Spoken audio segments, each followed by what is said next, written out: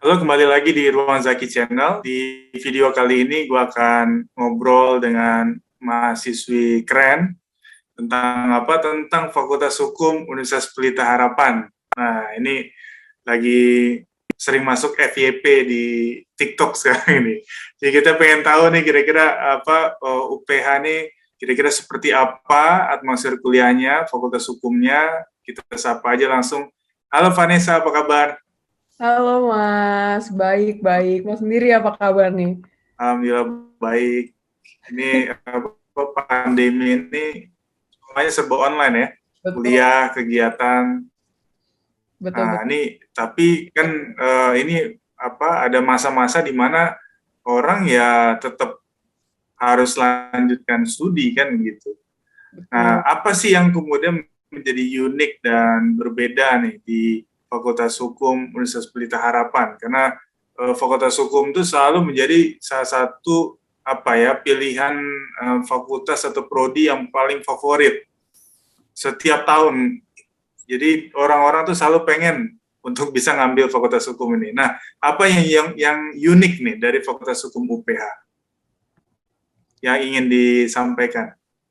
Oke, jadi mungkin pertama-tama perkenalan dulu, nama saya Vanessa. Jadi sekarang saya bisa dibilang mahasiswa tingkat akhir, angkatan 2018, sebentar lagi skripsi di Universitas Pelita Harapan, Lipo Village.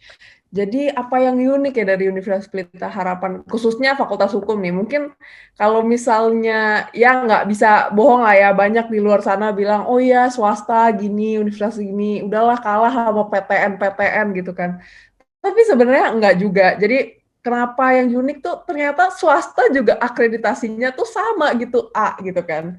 Jadi ya bukan berarti masuk swasta, oh nggak bagus nih, karena dia nggak PTN, bukan berarti seperti itu. Jadi UPH sendiri aja, Fakultas Hukumnya itu udah berakreditasi A, terus fasilitasnya juga komplit dan apa ya, semuanya tuh udah ada gitu. Jadi bukannya kenapa harus susah ya, ya kalau mau di PTN juga bisa gitu, cuman di swasta juga nggak kalah saing gitu ibaratnya. Jadi UPH tuh offer juga banyak juga kan konsentrasinya. Jadi aku pikir, ya why not lah UPH sama-sama bagus kok, kenapa enggak gitu. Oke, itu apa stigma PTN PTS itu memang harus Betul, segera ditinggalkan ya, karena di betul. Amerika Serikat pun justru malah PTS bisa lebih leading gitu ya dan seterusnya. Jadi yang terpenting adalah bagaimana kemudian kita masuk dalam proses belajar di kampus itu dan bagaimana kita mau untuk develop diri kita. Sehingga kalau kita lihat sekarang banyak industri yang sudah tidak mempertanyakan soal dari mana asal kita, tapi bagaimana kemudian soft skill dan hard skill kita dalam apa ya, dalam berkarir ya di industri-industri yang kemudian ingin menerima kita, kira-kira begitu.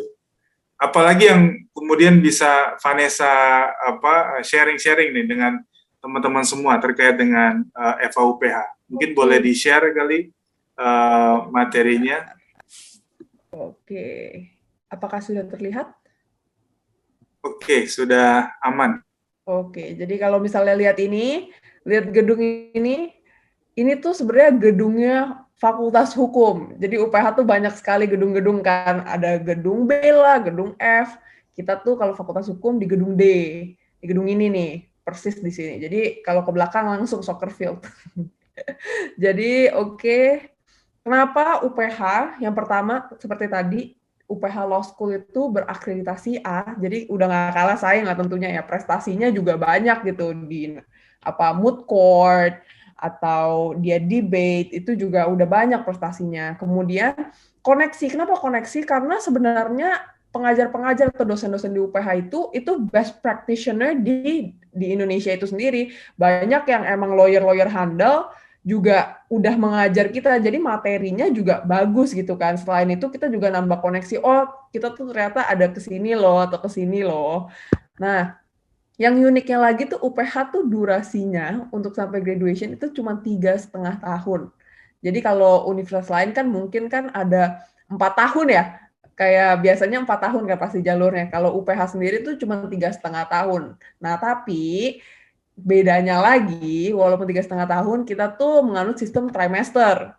Jadi semester pendek itu compulsory, keharusan, bukannya pilihan. Jadi kita dalam 1 tahun kita ada semester ganjil, terus semester pendek baru semester genap. Jadi 3-3 itu setiap tahunnya sampai 3 tahun, 3,5 tahun inilah gitu.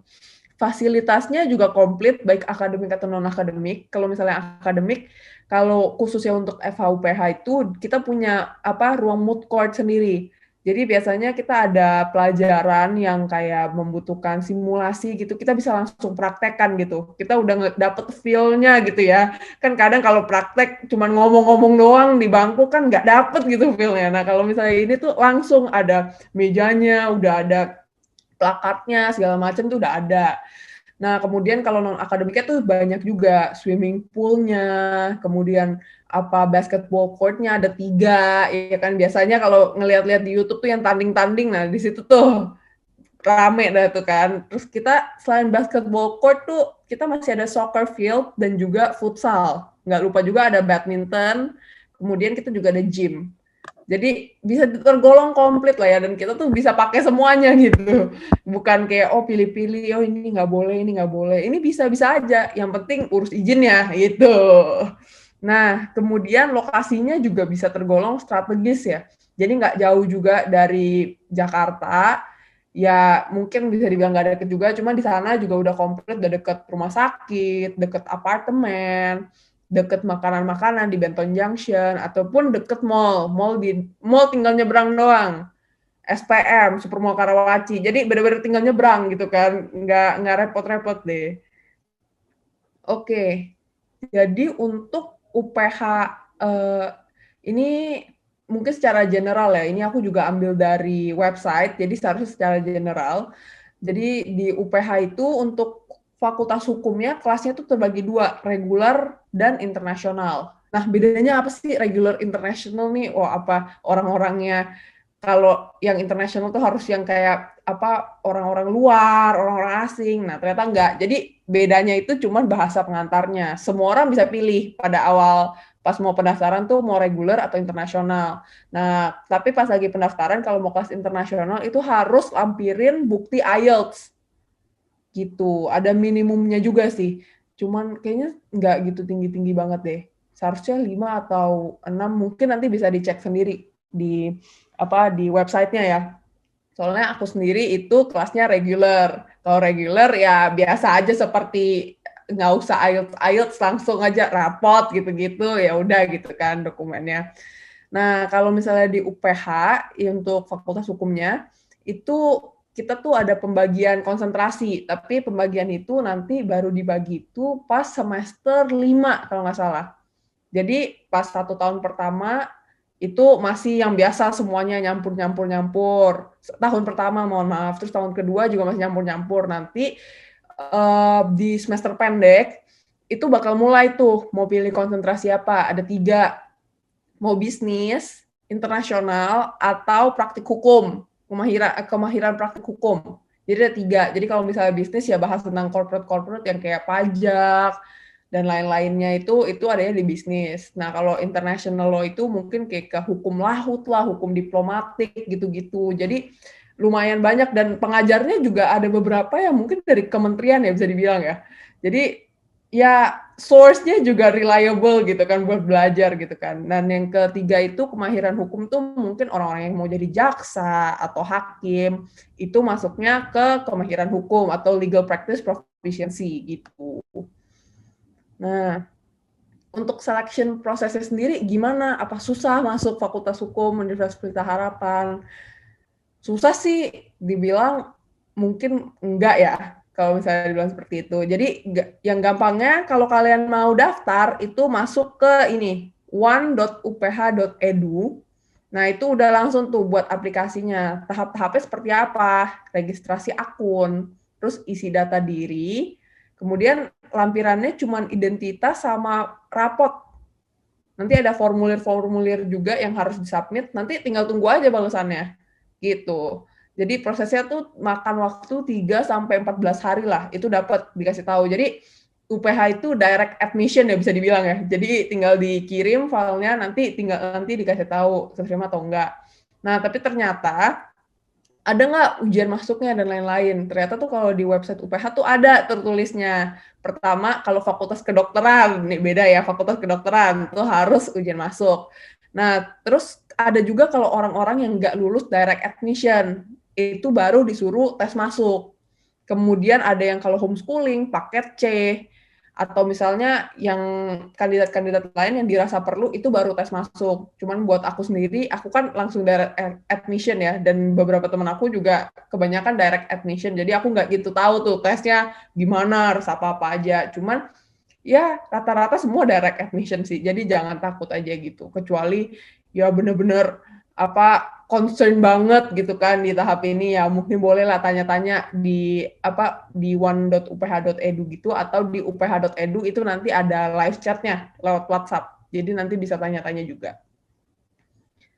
Oke, nah tuition fee-nya gimana sih? Bener nggak sih katanya UPH singkatan uang papa habis gitu kan?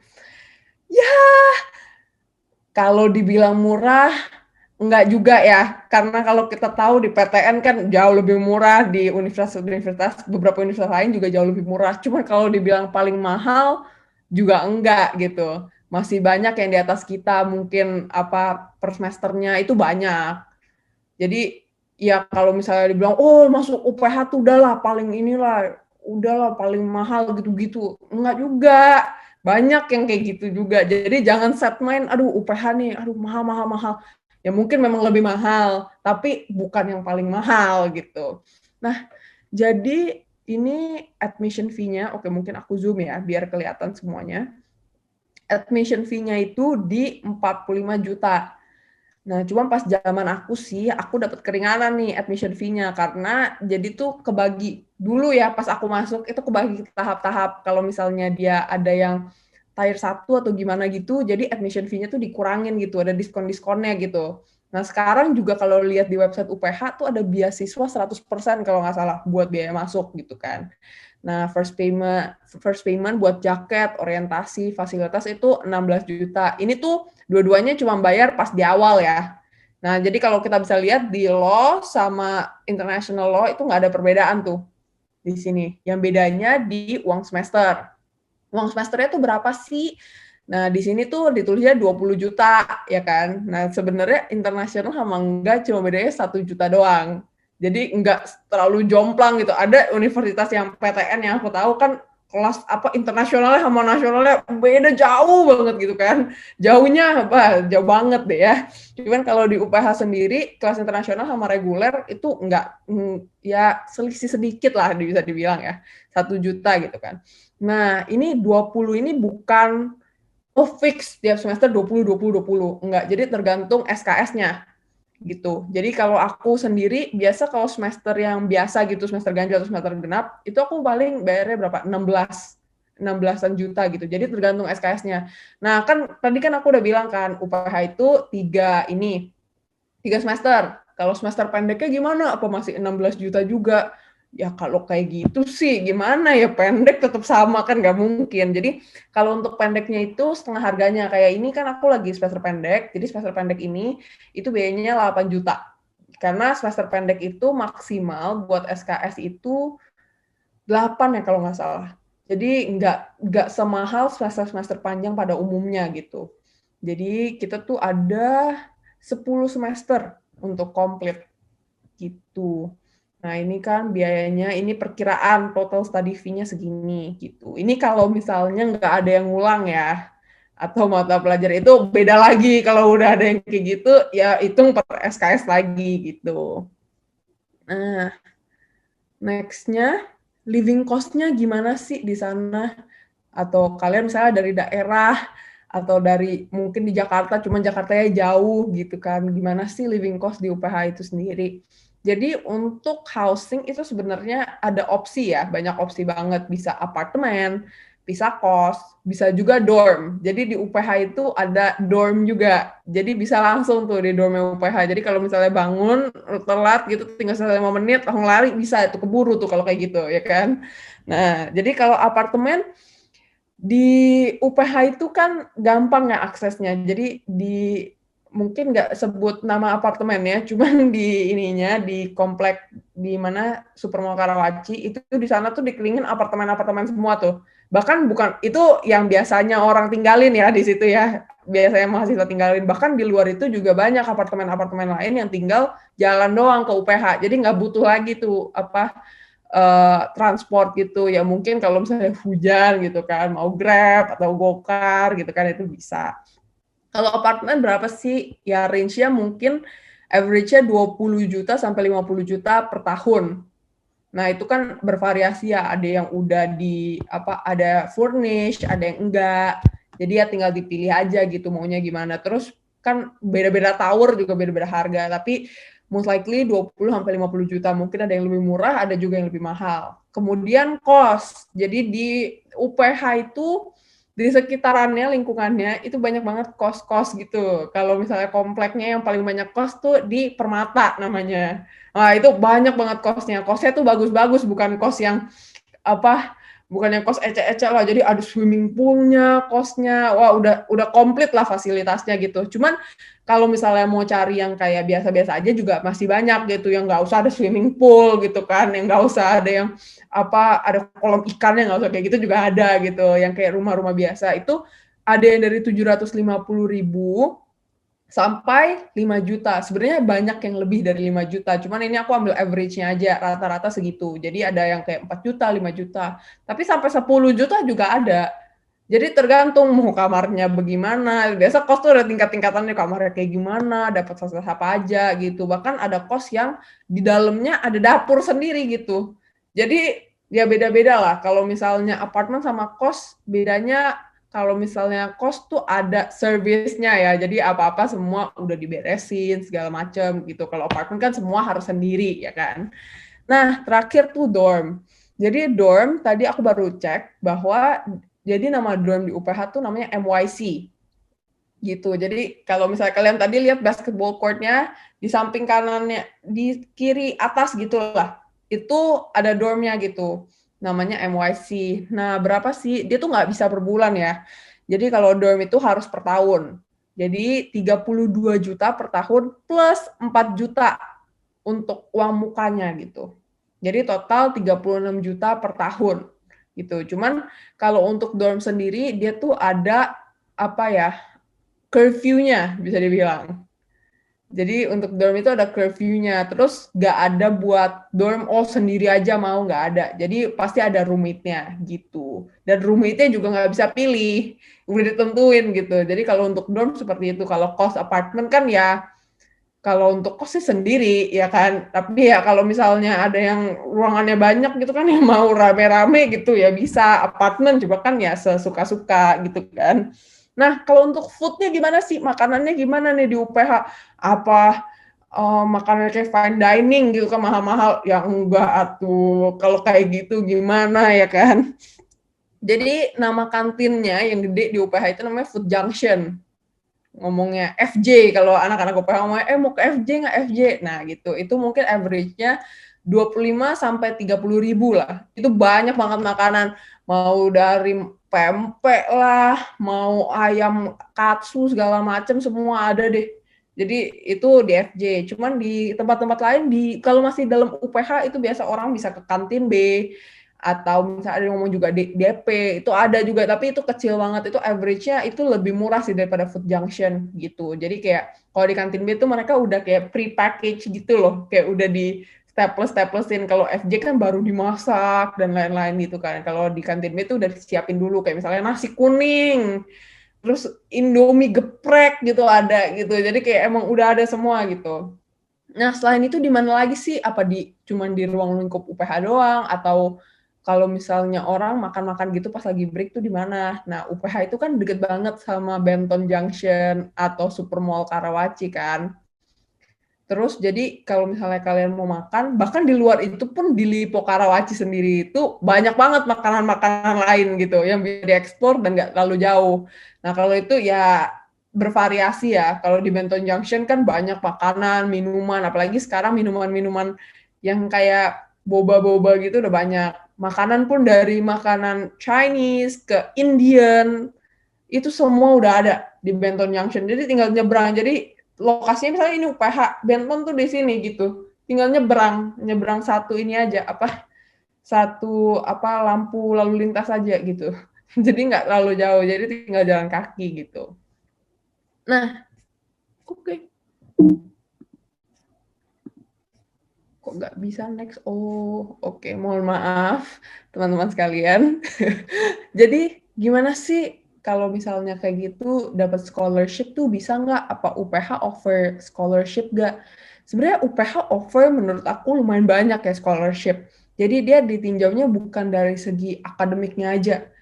Jadi bisa dari akademik atau bantuan finansial ataupun melewat sport ya atau olahraga. Jadi kalau kalian tahu UPH tuh tim-timnya lumayan ini ya, prestigious juga ya kalau didengar ya, apalagi di basketballnya. Nah, bukan hanya basketball, jadi kalau misalnya kalian jago di futsal atau soccer, itu bisa di scout juga sama UPH gitu, atau bisa diajuin juga. Jadi kalau untuk akademik, setahu aku, habis selesai beasiswa itu kalian harus ada kontrak gitu buat kerja sama UPH gitu untuk 1 apa 2 tahun gitulah ke depannya. Jadi ada 3. Jadi jangan takut kalau misalnya aduh mau masuk UPH tapi mungkin akademiknya nggak yang sampai thriving banget gitu kan. Ya mungkin dicoba aja dulu, tapi kalau nggak ada kan masih ada sports atau misalnya ada financial assistance. Jadi nanti dicoba aja dan UPH tuh lumayan banyak juga kasih beasiswa untuk per tahunnya. Jadi di angkatan aku aja bukan kayak setiap angkatan satu, enggak, itu bisa banyak gitu loh. Jadi jangan takut, beasiswa tuh ada di UPH, apalagi kalau misalnya kalian lihat di website di uph.edu itu sekarang ada bilang beasiswa 100% gitu, muka dan lain-lain. Jadi kalian bisa coba juga. Gitu. Kemudian oke. Nah, Kak, kalau di UPH tuh gimana sih? Apa ada organisasi atau enggak? Ya pasti ada lah ya. Ya bukan karena swasta nggak ada gitu kan. Masa kayak gitu ya enggak. Jadi UPH tuh banyak banget organisasinya. Jadi kalau kalian lihat di layar ini organisasi-organisasi atau UKM yang ada di Fakultas Hukum aja. Dan di luar itu, di UPH-nya secara besar, itu banyak banget UKM lain yang bisa diikuti oleh mahasiswa Fakultas Hukum. Kayak misalnya, suka nih ngedance Korea, itu ada UKM-nya. Nah, kalau misalnya suka nih mau jadi videografer, itu ada UKM-nya. Bisa ikut klub-klub kayak gitu tuh banyak gitu. Di luar dari organisasi internal di Fakultas Hukumnya. Nah, di internalnya ada apa aja sih? Ada International Law Moot Court Community, ada juga Debate and Research, atau kita sebutnya DARE, ada Panah Kirana, ada Pencinta Alam Mahasiswa Hukum, ada juga Christian Law Student Fellowship, ada National Law Moot Court Community, dan tentunya ada Himpunan Mahasiswa Fakultas Hukum Universitas Pelita Harapan. Jadi mungkin aku jelasin satu-satu. Kalau ILMCC itu dia moot court-nya cuman moot court yang international basically. Jadi ini bukan hanya bahasanya aja yang di switch ya. Cuma mekanismenya juga berbeda dengan national moot court. Jadi nggak ikut kayak pengadilan negeri kita gitu-gitu. Jadi mereka cenderung ikut yang luar punya. Jadi kalau misalnya LMCC itu biasa yang program-programnya kalau kalian tahu kayak JSAP gitu-gitulah. Nah, itu LMCC yang megang. Nah, kalau debate and research itu ya seperti namanya, itu kayak organisasi debat gitu. Jadi kalau misalnya turun-turun buat kayak lomba-lomba debat itu biasanya dari DARE gitu. Panah Kirana tuh apa sih? Apa archery gitu? Bukan. Jadi Panah Kirana itu dia jurnalismnya. Jadi kayak misalnya bikin artikel, terus kayak kalau ada ngeliput ini gitu, itu Panah Kirana gitu. Jadi emang fokusnya buat menulis kalau misalnya kalian mahasiswa Fakultas Hukum UPH yang kayak aduh gemar banget nih buat nulis-nulis, suka banget nih. Nah, itu bisa masuk Panah Kirana. Kemudian tentunya ada Pencinta Alam Mahasiswa Hukum. Ya ini apa sih? Ya kalau misalnya ini kalau di universitas lain mungkin ada yang ngomong Mahupa ya. Ya itu banyak lah. Jadi mereka tuh ada di satu waktu mereka janjian buat manjat gunung gitu. Misalnya gunung apa gitu.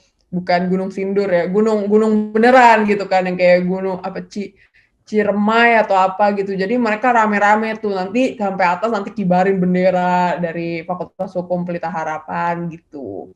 Kemudian juga karena UPH itu Universitas Kristen ya, jadi kita juga ada Christian Law Student Fellowship. Biasanya itu tiap minggu itu ada gitu. Jadi kalau misalnya kalian butuh buat kayak sharing-sharing atau gimana, itu ada wadahnya untuk Christian Law Student. Kemudian ya National Law Moot Court Community ya. Kalau tadi yang internasional ini yang kayak nasionalnya gitu, yang pengadilan negeri, yang gitu-gitulah simulasinya dan lain-lain, berkas-berkas dan lain-lain. Nah, mereka juga yang turun tuh kalau misalnya ada lomba-lomba NLM tuh mereka yang turun gitu. Terakhir adalah Himpunan Mahasiswa Fakultas Hukum Pelita Harapan. Himpunan tuh apa sih? Nah, mungkin kalau di universitas lain tuh kenalnya sama BEM ya, ngomongnya BEM, tapi kalau kita tuh ngomongnya himpunan. Kalau BEM tuh itu tarafnya udah bukan fakultas, itu satu UPH, BEM ngomongnya. Jadi kalau misalnya fakultas tuh himpunan, terus ada BEM gitu. Jadi basically HMFH ini itu yang koordinir gitulah, yang mengkoordinir UKM-UKM yang ada gitu di fakultas itu hukum itu sendiri. Kayak misalnya di bidang akademik itu misalnya ada dari MLM gimana gitu-gitu gitu loh. Jadi stratanya seperti itu. Nah, ini kan kalau misalnya dilihat di sini, oh ini akademik banget.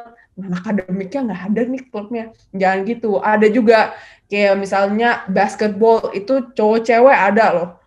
Di Fakultas Hukum itu ada grupnya sendiri, futsal juga ada, soccer juga ada. Jadi ada selain akademik itu kita juga offer buat non akademiknya. Jadi jangan takut kalau misalnya aduh ini nggak bisa nih atau gimana. Nah, kalian bisa masuk tuh ke yang non akademiknya atau bahkan kalian mau sekedar coba-coba juga bisa-bisa aja. Nah, di luar dari Fakultas Hukum ini kalian mau coba yang lain yang ada di UPH, UKM lain itu juga silahkan. Itu nggak ada batasan oh nggak boleh gitu. Boleh, semuanya boleh. Jadi kalian bisa ikut apa aja, organisasi apa aja. Nah, mungkin sebelum next slide-nya, mungkin bisa di ini juga bahwa UPH itu banyak banget juga kan. Jadi himpunan Fakultas Hukum itu kan yang menyelenggarakan acara-acara buat Fakultas Hukum, ya kan.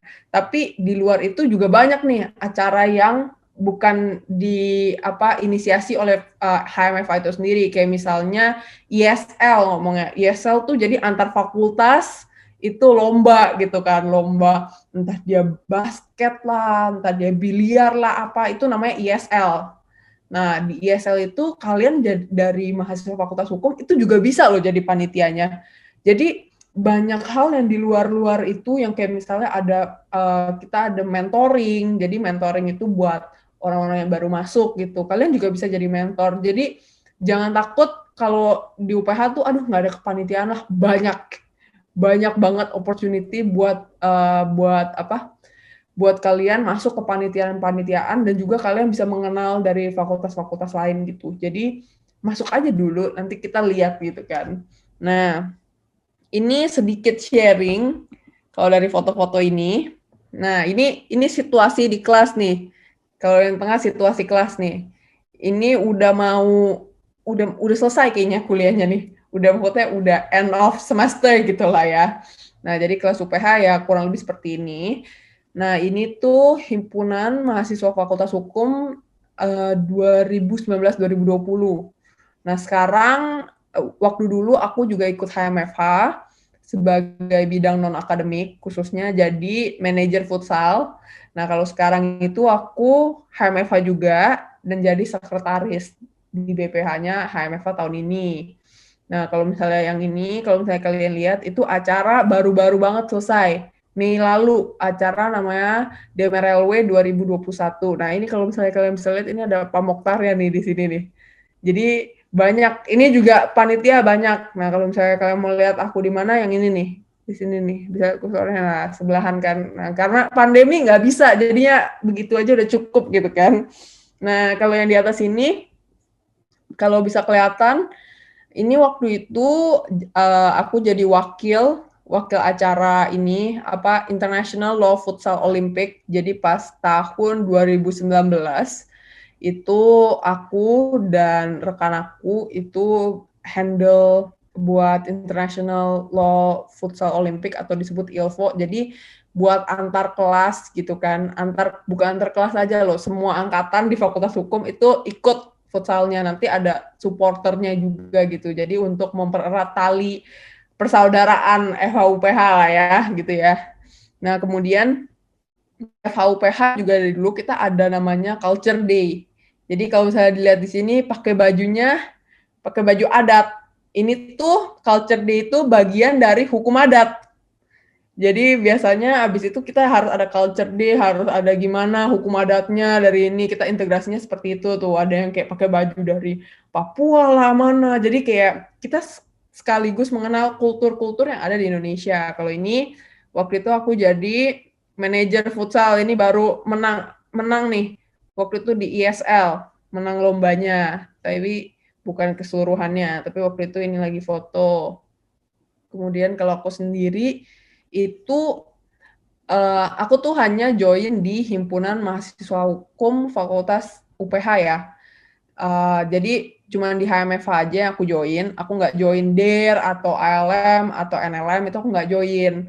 Karena waktu itu pas awal masuk, aku masih mau tes ombak dulu. Aku nggak ikut-ikutan. Aku kayak, oh ya coba kita lihat dulu lah kultur ini kuliah gimana sih.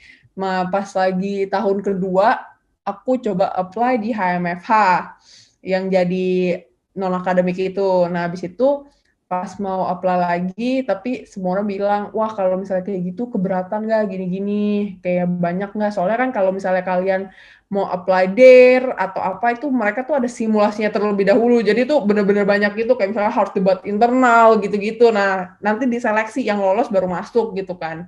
Nah, waktu itu aku juga udah banyak banget tugas-tugas di HMFH, jadi ya udah aku memutuskan ya udah HMFH aja gitu. Tapi walaupun aku di HMFH itu nggak menutup kemungkinan buat aku menulis dan lain-lainnya. Jadi 1 tahun belakangan inilah. Jadi awal corona, jadi mungkin di quarter terakhirnya 2020 aku tuh mulai ikut nulis-nulis. Jadi aku diajak nulis sama dosen-dosen kayak ayo kita nulis ini, nulis ini. Nah, salah satunya yang the latest itu tentang penahanan ijazah. Ini aku assist dosen-dosen aku juga gitu, bantu juga gitu. Jadi ada beberapa yang lain juga kalau misalnya Mas Zaki juga tahu waktu kemarin aku sempat nulis juga buat di BINUS gitu. Jadi kalian kalau mau nulis silakan. Jadi gak ada batasan loh. Kalian kayak kalian gak ikut UKM apapun, kalian gak boleh nulis atau kayak kalian gak bisa ikut lomba ini, lomba itu, enggak. Jadi kalian bisa aja ngaju-ngajuin gitu kayak oh ya aku ngikut ini, ya bisa-bisa aja. Jadi nggak menutup your chances buat terjun lagi ke dunia-dunia lain atau mau nge-explore yang lain gitu. Jadi aku so far udah ada sepertinya 4 tulisan.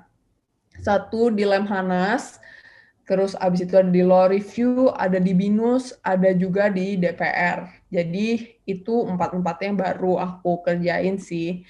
Nah, yang lainnya juga kalau kalian mau ikut-ikut gitu, itu tinggal diajuin aja. Atau misalnya ada dosen ngelihat kamu, oh ya berpotensi nih, bagus. Kalian juga bisa langsung di-scout gitu. Jadi nggak harus yang kayak, oh karena kamu misalnya mau nulis, suka nulis, atau suka riset, kamu harus masuk DIR dulu. Terus kamu dari situ baru bisa ikut lomba. Enggak, tapi emang biasanya yang turun dari DIR. Tapi bukan berarti kamu nggak bisa ikut gitu. Jadi kecuali NLM ya, kayak National Law Moot Court ya bagaimana, itu kan harus rame-rame. Kalau kalian sendiri yang ikut nggak bisa. Siapa? Masa role-nya banyak gitu kan nggak mungkin. Jadi kalau yang buat tunggal-tunggal, yang kayak lomba-lomba tunggal atau emang mau meningkati kemampuan diri sendiri, itu bisa-bisa aja. Kemudian di Fakultas Hukum, mohon maaf, kalau misalnya di HMFH, di himpunan itu, kalian tuh bakal di-assign ke banyak banget acara-acara. Jadi, mungkin kalau bisa dibilang HMFH tuh lebih yang dibilang, ya seperti non-akademik lah. Kalian tuh kayak lebih ke manajemen gitu ya. Jadi kalian kayak misalnya ada acara apa, kalian harus ngurusin gitu-gitu. Jadi aku biasa partisipasinya seperti itu, kayak misalnya ILFO tadi kan, atau misalnya ada romansa tuh biasa kita panggil speaker gitu buat ngupas isu-isu. Terus habis itu ada juga misalnya veteran day, kita undang veterannya ke UPH gitu. Itu banyak. Kalau yang ini kan DMRLW ini rangkaian dari berbagai lomba. Nah, waktu kemarin tuh aku pas bantu menjadi MC. Jadi banyak banget. Jadi bukan berarti kalian tuh cuman seakan-akan, oh iya, udah UPH lagi, apa hukum gitu kan, aduh asas lah, pasal, nggak gitu juga. Jadi banyak sebenarnya yang bisa kalian kembangin gitu kan di Fakultas Hukum UPH itu sendiri. Jadi mungkin itu sekian dari saya. Mungkin masih banyak yang bisa kalian cari juga. Kalau misalnya penjelasannya kurang, itu bisa cari di uph.edu. Nah, mungkin aku tadi juga lupa nambahin bahwa UPH itu kan banyak ya, ada di Surabaya, ada di Medan, ya. Jadi semuanya ada fakultas hukumnya. Cuma mungkin tadi tuh aku lebih highlight yang di Lipo Village, karena kan dari aku sendiri, aku kan dari Lipo Village, dan aku belum terlalu mengenal di UPH Surabaya dan juga UPH Medan. Jadi kalau kalian ada di Medan atau Surabaya, please check them out. Mungkin cek dari website di uph.edu-nya, atau mungkin langsung chat aja ke customer service-nya. Siap. Oke, siap. Keren banget informasinya dan cara pembawaannya juga keren, Vanessa. Tadi bilang ya, ada hukum tuh ada di Surabaya, ada di Medan juga gitu ya. Walaupun memang Vanessa nggak bisa cerita banyak karena memang belum langsung merasakan bagaimana di hukum UPH Surabaya dan Medan. Tapi mungkin teman-teman akan bisa lihat di website UPH itu sendiri. Nah, terkait dengan ini, ada yang menarik ya, kebijakan magang dan skripsi. Nah, di UPH itu katanya bisa menjadi opsi ya, Betul. opsional gitu. Kamu mau milih magang atau mau milih skripsi. Nah, ini kayaknya agak beda sendiri nih dibanding kampus lain. Mungkin boleh diceritakan sedikit, Vanessa. Oke, boleh. Jadi kalau di UPH itu untuk tugas akhir, jadi untuk semester terakhir gitu ya, kalian tuh mempunyai pilihan. Kalian mau magang atau kalian mau skripsi. Jadi itu terserah sih. Jadi kalau misalnya skripsi ya seperti biasa pilih topik. Kalau magang itu kalian hanya akan membuat laporan magang. Nah, itu akan dipresentasikan juga. Tapi untuk tahun ini sepertinya magangnya kemarin kan jadi aku kan baru mau mulai skripsi ya, baru mau enter banget, ini baru pendaftaran skripsi nih, mau ngajuin proposal skripsi, itu belum ada sih magangnya, tapi mungkin karena kan mungkin situasinya sekarang lagi nggak kondusif ya, cuma mungkin itu belum diinfo lebih lanjut, cuman pada dasarnya kita terbagi dua, jadi kalian boleh milih magangnya gimana, mau ke law firm di sini aja, mau law firm di Bali atau di mana ya bisa gitu kan. Jadi kalian nggak perlu lagi susah, aduh mau magang tapi gimana ya, apa skripsi aja ya, apa harus pas lagi magang harus skripsi juga, kan pusing kan. Jadi kayak kalau magang ya magang aja, nggak usah skripsi gitu. Tapi magangnya harus diajuin ya, bukan kayak oh iya aku lagi magang di sini, udah dari bulan ini langsung magang, bukan kayak gitu. Jadi emang harus ada mekanismenya lagi, kalian harus ajuin dulu gitu ke UPH-nya sendiri gitu. Oke, jadi ada opsi tadi itu ya, magang dan skripsi. Dan ini juga menjadi model yang tadi unik gitu ya, karena di beberapa kampus biasanya mereka magang yang wajib, skripsi juga demikian. Dan apalagi dengan program baru ya, Kampus Merdeka, itu kan setahu saya tuh ada magang, ada study abroad, sama juga bangun desa. Jadi nanti kita akan lihat ke depan bagaimana kemudian integrasi program pemerintah dengan kampus tadi itu. Vanessa, makasih banyak atas insight luar biasa hari ini. Thank you. Semoga sukses kuncinya, sukses kegiatan-kegiatannya. Thank you, Mas Zaki juga ya, Mas. Thank you for inviting me. Ya, itu tadi diskusi kita dengan Vanessa, mahasiswa Fakultas Hukum Pelita Harapan. Ada banyak sekali program yang tadi kemudian disampaikan oleh Vanessa. Jangan lupa follow Instagram gue di @rezazaki, dan sampai ketemu di video-video selanjutnya.